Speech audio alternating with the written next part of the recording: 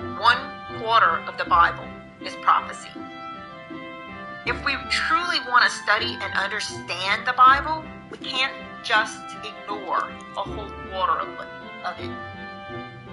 So this is a beneficial study for us, and we're going to talk about why and historically how Bible prophecy has made an impact.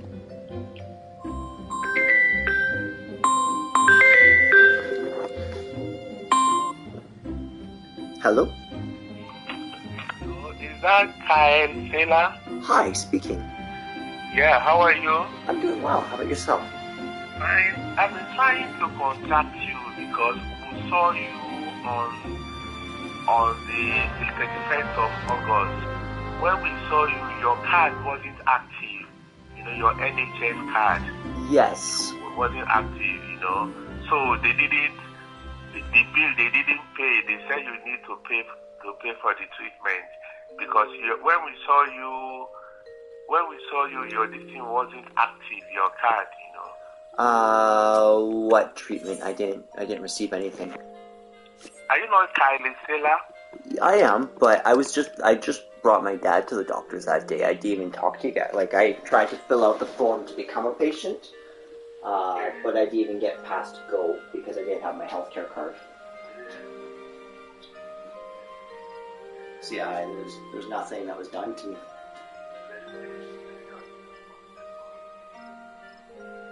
Okay, let me check. I will call you back, okay? Sounds good. Okay, thank you. Yeah.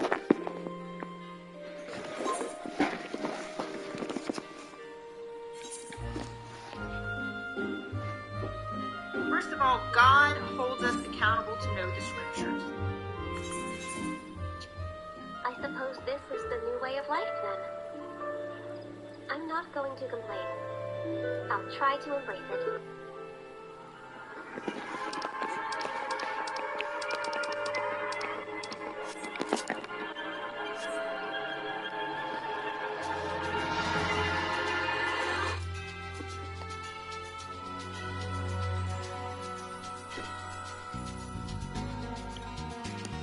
Hey friends, welcome back to the Maranatha Global Bible Study on the Book of Revelation. Thank you so much for joining us. We're now in session 39. Now, in last week's session, I titled the session, The Antichrist and the Beast, from Genesis to Revelation. And essentially what we did is we began a survey of various texts that speak of the Antichrist. Really, we followed, we traced, we surveyed messianic prophecies. And interestingly, as we assess what the scriptures say with regard to what Messiah would do when he returns, we noted multiple times in multiple texts, multiple different passages, that one of the primary descriptions, one of the primary themes that surrounds the Messiah is that he will deliver Israel from her enemies when he returns. And to the modern Christian mind, that can tend to be very nationalistic, and it can tend to be too restrictive in terms of their vision or what they've often been taught regarding the Messiah. They go, why would he come back to defend one particular people group? But yet, as we saw consistently over and over and over again, that's exactly what the scriptures say. And the reason for that, by the way, which we talked about last week, is because the Lord will vindicate his own promises. He made specific promises to Israel, his people, the people that he chose to bring forth the Messiah, ultimately to be a blessing to all the nations of the earth, okay? Is ultimately for everyone. But as we discussed, there's also this very unique calling and election, this chosenness, if you will, that remains on Israel. And thus the narrative most often surrounds Israel. This is why it's so important that we as believers today who are trying to understand what the scriptures say, to discern the signs of the times, that we have clarity regarding Israel. Because it is the controversy of Zion.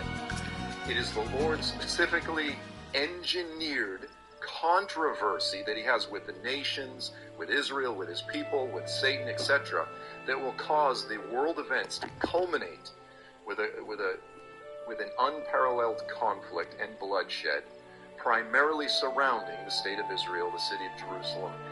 It will impact the larger Middle East and ultimately the whole world.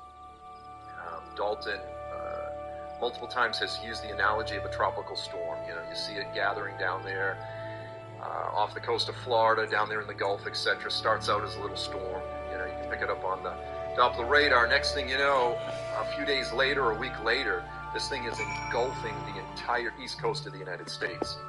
Well, in similar fashion, the state of Israel, the controversy, the conflict, the tension, the focus, all of these things that surround Israel, eventually, like a massive storm, like a magnet, it's going to pull the entire world into this storm, into this controversy.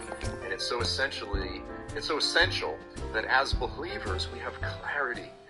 Guys, you look at like COVID right now, you look at simple issues like vaccine mandates or vaccines or COVID, etc. Sorry for opening up that can of worms, but you just look at the different opinions, the controversy, the anger within the body of Christ over this issue, and this is like the beginning stages of difficulty. The hatred, the anger, the potential to betray one another already. You go, guys, we haven't even stepped on the second rung of the ladder. We've got 20 more rungs to go. A controversy 1,000 times worse than the current COVID vaccine mandate controversy is coming. We need clarity, we need discernment in terms of what the Bible says. Okay, so forgive me for my little spiel there at the beginning, but like this information, it is so thoroughly applicational, practical. Like this is not just ethereal, let's speculate about what the end times say. We need to peer into these things so that we want to partner with what the Lord said He's going to do. We want to resist what Satan did, what the Scriptures say Satan is going to do. We want to be on the right side of the culmination. Okay, so in last week's session, I'm going to begin with the map. We discussed the Israel-centric nature of the biblical narrative. We discussed the fact that we look at this map, I put a Star of David, Magen David right there over the state of Israel, just to sort of give us context, geographic context.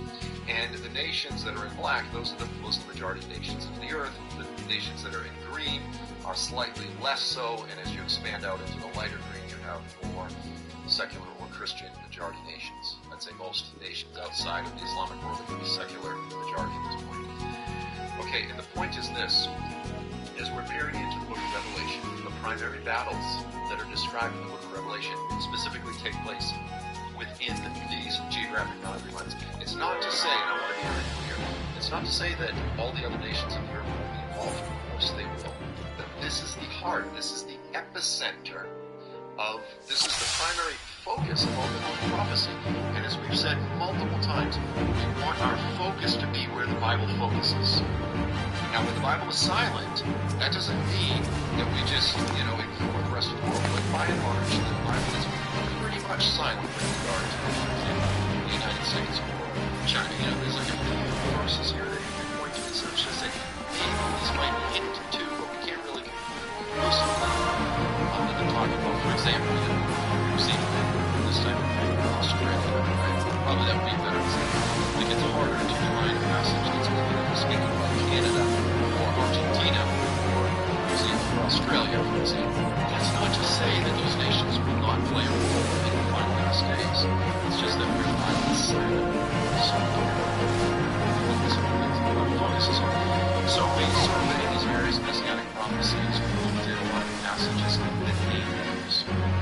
They specifically name nations, peoples, tribes, regions that will be destroyed and judged by Jesus when He returns, specifically for the controversy of Zion, specifically to vindicate His people Israel. The Lord names names, and these passages are literal. They're very straightforward, and they're repeated multiple times. We looked at several.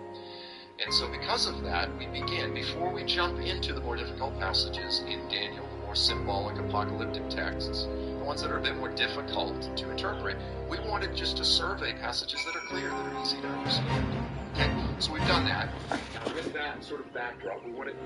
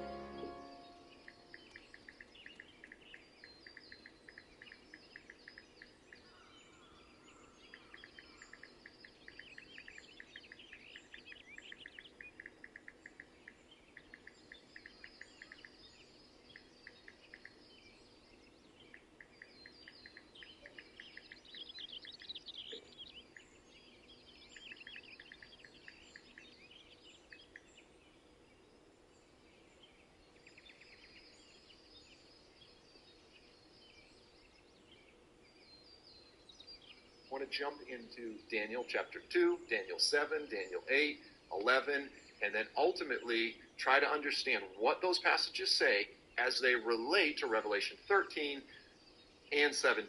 We're sort of, as I mentioned last week, we have to sort of jump ahead a little bit to Revelation 17 because it clearly adds additional information in Revelation 13 as we're trying to discern the nature of this seven-headed, 10-horned beast, this scarlet beast, and this sort of thing. Okay, so with that said, the title of this session, very similar to last week, is The Antichrist and the Beast. The Antichrist and the Beast in Daniel and Revelation. We want to peer into the book of Daniel in order to better understand what we're looking at here in Revelation chapter 13. We're going to start with Daniel chapter 2. Now, of course, this is the chapter that deals with Nebuchadnezzar's dream of a massive metallic statue. We're not going to sort of work through all the details of the statue. Most of you are somewhat familiar with it. We worked through it more extensively earlier, a couple of years ago now, in our Maranatha Global Bible Study on the book of Daniel. But I've got a picture here of the metallic statue. If you've read any end-time prophecy book on Daniel or, done any sort of seminar or just done studies online, you've seen pictures of the statue. And the traditional view, the majority position, the majority interpretation of the metallic statue is that the head of gold represents Babylon. Of course, Daniel tells Nebuchadnezzar, "You, O king, are the king of kings. The God of heaven has given you power and authority, etc. Wherever mankind dwells or beasts of the field live, the Lord has given you authority over them all. You are the head of gold." Okay, so Daniel tells Nebuchadnezzar, "You are the head of gold." Now, let me just say something here that's interesting. Every single interpreter that you study will say the head of gold is Babylon. But when you actually look at the text, Daniel says, "Nebuchadnezzar, you are the head of gold." So there's a point here that we need to recognize, which is you have the king, or the emperor, and his kingdom, or his empire, interchangeable. Ruler, and the region that's being ruled. King, kingdom, emperor, empire. Okay? So it's almost as though the Bible at times mixes the two. Because Christians, we often get in these big arguments. Well, and we'll kind of see this later when we discuss the issue of the fatal head wound of the beast in Revelation 13. Is it talking about the individual, the Antichrist, or is it talking about the beast, the empire? Now, the majority position, of course, in the body of Christ is that it's the individual. But you can see here, even as we're beginning to discuss these things, how easy it is for the Bible to sort of allow one theme and subject to bleed into the other. King, kingdom, they go together. Emperor, empire, go together. Okay, it's as though they're one and the same. You can't have one without the other. But you get the point, right? So we need to be careful of not overly getting dogmatic. Well, it's the individual or it's the empire. We need to say it could be either or, because the Bible treats them almost as though they're one and the same. Okay, that's a side point. We're going to get to that later. Now, Babylon, the next segment of the metallic statue, the chest and the arms of silver, is almost universally recognized to be Medo-Persia. Because when we look at what Daniel says the dream was about, he says, "You are the head of gold. After you, another kingdom will essentially replace yours. And then another, it's much stronger, and then another one comes, and it's like way worse than the previous two." So it's about a series of kingdoms that would replace Nebuchadnezzar. It's so important that we recognize the context. People will get all angry and be like, "No, this is all about nations that controlled Israel." You go, look at what the text says. The dream was a dream given to who? Nebuchadnezzar, who ruled over Mesopotamia. Daniel says the next three kingdoms are a series of kingdoms that would replace and conquer and defeat and come after Nebuchadnezzar, would come after Babylon. That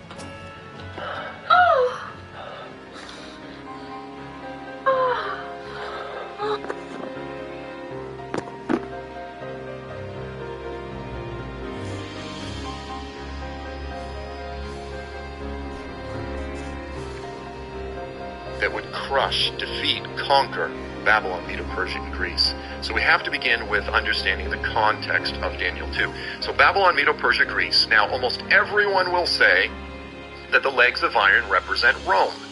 And then what they'll say is that the feet of mixed iron and clay, the mixture of iron and clay, represent a last days revived Roman Empire. Okay? So this is, I'll say, the majority position. And let me just say this, I held to this view pretty much most of my life until 20 years ago. I mean, I held to this view most of my Christian life, and then I began wrestling and going, I don't think the Roman Empire fits here. And I really wrestled. And let me just say something, because I'm going to, in the rest of the session, argue for a non-traditional view. Sometimes I'm known as kind of a renegade within the prophecy world, or a rogue or whatever. Within the world of prophecy, you get a lot of people, they're trying to come up with some novel view, some unique thing that sort of stamps them. I had this unique idea, and this type of thing. Like, as a prophecy teacher, believe me, I get emails every single day, sometimes multiple emails every day. Can you please look at my theory? What do you think about this? What do you think about that? Or even worse, as you'll see, inevitably in the comment section, people are like, if you don't believe this view, you're an idiot. Or if you don't believe my view, or you're such a moron because I know the truth and you don't. This type of thing. For some reason, biblical prophecy attracts dogma. It attracts dogmatic people that are really overly confident. Listen, I wrestled for a few years through Daniel 2 before I finally said, I can't teach anymore that it's talking about the Roman Empire because it doesn't fit historically, it just doesn't work. I have to allow the text and the events of history to dictate what I believe in non-tradition. That said, I believe in tradition. I believe in the value of tradition. The purpose of tradition is to preserve truth and pass it on to the next generation. Faith on to the next, so that truth is preserved. But at times, tradition can be wrong. So it's not as though tradition can't be challenged. It should be, but at times it needs calcified.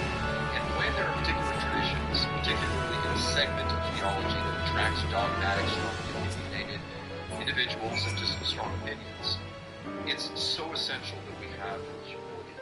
So what I mean by this is I value the voice of the Holy Spirit in my own life. Right? Like, I value the Lord speaking to me. But I also value, please hear this, I also value the voice of the Holy Spirit in His church through history. And so whenever I work through a particular passage in Daniel, or really anything, what I do is I survey the history of Christian interpretation of this particular subject down through history. And I go, here are all the different views that the church has held. Here are the historical developments that led to these ideas. Here were the situations that led to these ideas.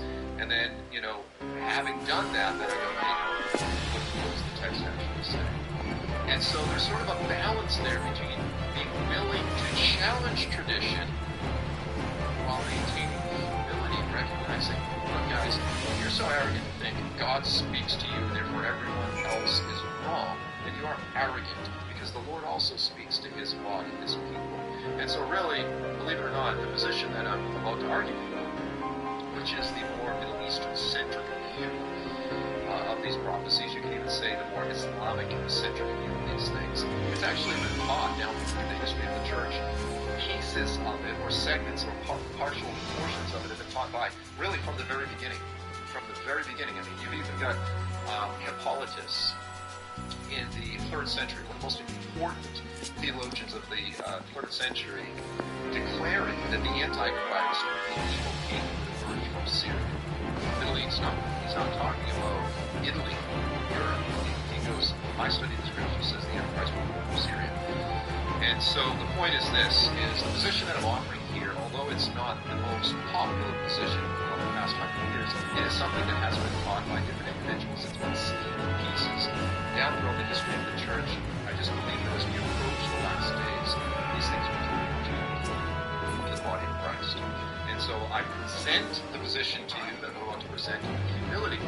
I'm not presenting it dogmatically, arrogantly, like, this is my view, everyone else is a moron. However, I am convinced. I've spent 20 years peering into this, looking at all the alternatives, and I really believe it's the most valid interpretation in light of what the text says, in light of history. But that said, I could be wrong. Time will tell, and God knows best. So please take what I say with a grain of salt in the Bereans. Okay, so here is another diagram, really, same statue, except that this one here portrays what I believe, which is that the head of gold, of course, is Babylon.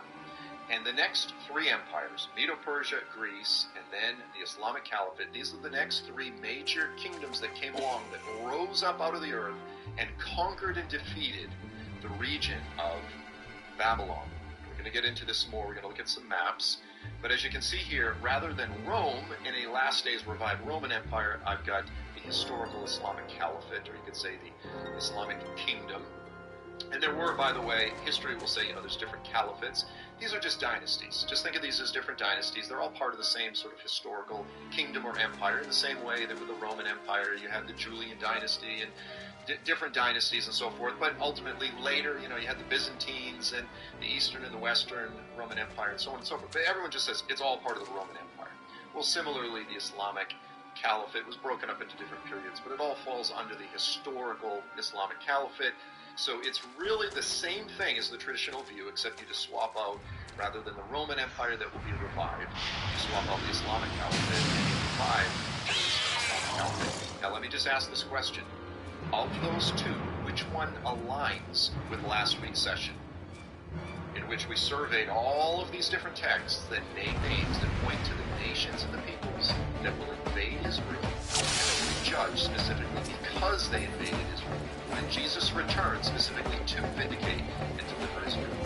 Which one better fits? The Roman Empire being very much a European empire, or the Middle Eastern centric Islamic Caliphate? Okay, so already you can see, as we're getting into this symbolic passage, you can see that the Islamic interpretation aligns with our previous study, which is just a survey of literal, very straightforward, repeated multiple passages that all point to the same general point. Okay, this is what we want to do. We want all of the narrative, we want the full testimony of Scripture all to align, rather than, maybe this doesn't fit, it doesn't fit, try to force it. I see this so often.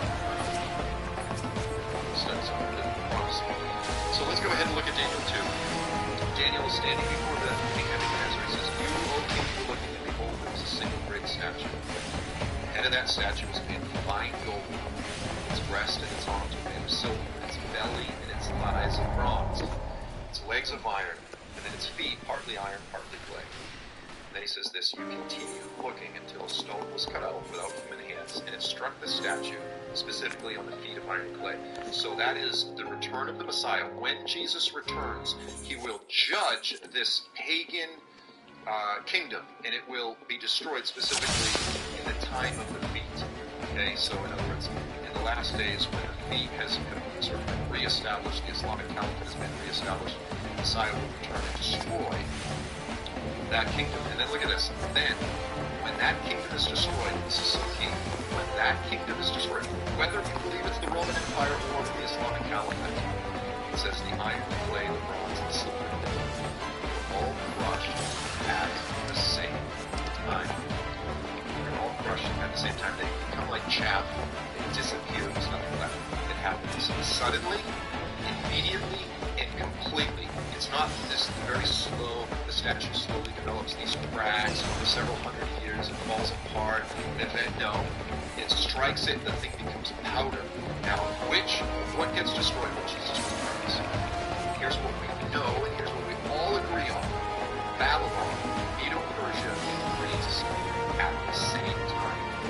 By virtue of the Messiah destroying the feet of iron and clay, Babylon, Medo-Persia, and Greece are all destroyed, as the text says, all at the same time. Okay? The point is this. This final kingdom is a combination of Babylon, Medo-Persia, and Greece. So all we have to do is look at a map and just say, let's make a map of Babylon, let's make a map of Medo-Persia, let's make a map of the Alexandrian Greek Empire, let's combine them all together, and now we have a picture of the last days revived Islamic Empire. It's actually quite simple.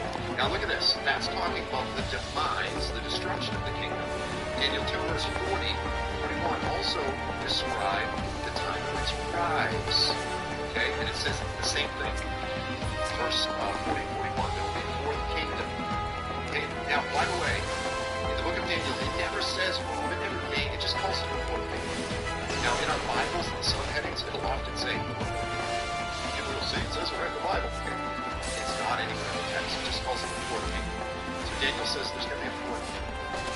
It's going to be as strong as iron. And then he says this, because like iron crushes and shatters just about anything else, and it's stronger metal than silver. Like iron that breaks in pieces, it will crush and break all these in pieces. And then you saw the feet and the toes partly of iron, and partly of clay, partly of clay, partly of iron. It will be a divided kingdom. So we've got two statements here. One, when it rises, it will crush all of the others. Babylon, Medo Persia, and Greece. And it will be a divided kingdom. So two very important pieces, two very different descriptions or biblical criteria that we can simply weigh and go, did the Roman Empire crush Babylon, Medo Persia, and Greece? We can just look at maps. Did it or did it not? Did the Islamic Empire crush Babylon, Medo, Persia, and Greece? And if the Roman Empire was fully revived today and Jesus came, returned, and destroyed it, would Babylon,